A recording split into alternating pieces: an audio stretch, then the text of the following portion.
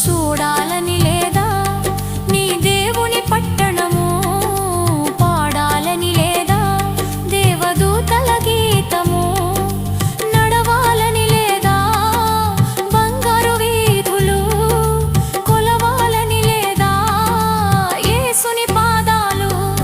ఏ కన్నులు చూడనిది, ఏ భాషకు అందనిది, వివరించగలేనిది ఆ దేవుని రాజ్యము.